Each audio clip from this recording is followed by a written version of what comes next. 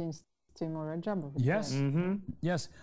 I mean, we know that Jan Nepomniachtchi is in the lead in this tournament, and he deserves to be there. But I've said this numerous times already. I think Ding Liren might be playing just as good of a tournament. He doesn't have the same score, but the quality of his play.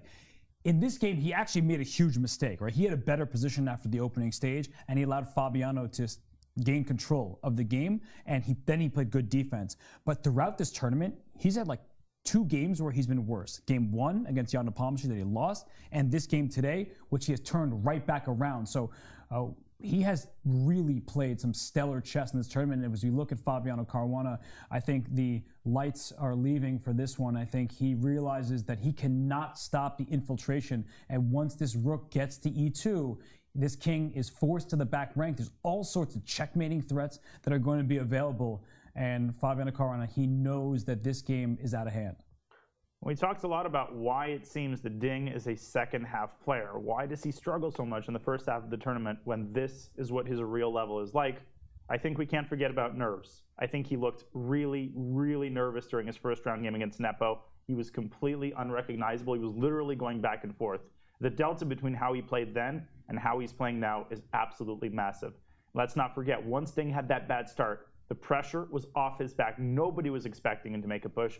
People were saying he would be in last place. And that, I think, actually motivated him. There's no discussion about you. Nobody's really looking at your games quite as intently. That's when he started firing on all cylinders. And look at him go now.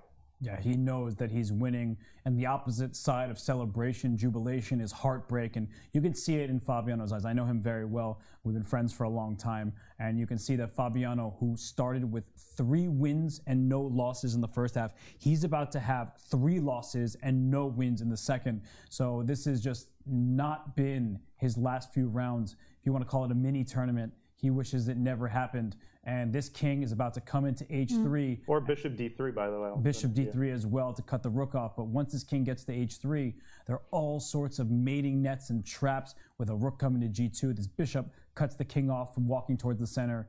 Oh my goodness, I cannot believe what we're witnessing. Robert, what did you take during the break? It's like you're full of life.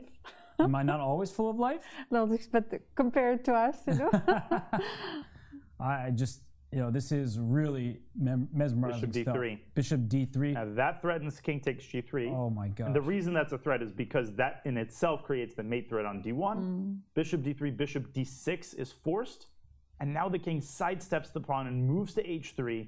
And the threat is rook g2 check and bishop e4. The one thing that black has to be careful about is stalemate. But there is no way for white to actually give up both the rook and the bishop by force. Yeah, and just to kind of finish the sequence over here, rook g2 check. Because the bishop covers f1, the king goes to the corner. And after bishop to e4, this is threatening all sorts of things, including a rook check here. Bang. Rook takes pawn with mate. Oh my gosh. And Ding, he smells blood. He has become the shark. He has become the shark in the second half of the tournament. And Almira, you asked, what happens if Ding Liren wins all of his games? I think that Jan Nepomniachtchi, we had him here, he said, I'm focusing on my next game, because I believe that people think Ding Liren can win every single game he plays. He resigns. He resigns. The game is over. Ding Liren in clear second place. Fabiano Caruana's lifetime score drops to 2 wins for Caruana, 6 for Ding Liren, and it's really unfortunate for Fabi. He came into this tournament with high hopes and expectations for himself, and Ding Liren, who in the first half had a minus score, he's come out of nowhere and he's come firing. Well, and Fabiano looked at the board in complete disbelief. It's like, what have I done? Yeah. And he left the playing hall immediately, so... Yeah. When a player of Fabi's caliber loses a game like that, you can never really believe it. I mean, Bishop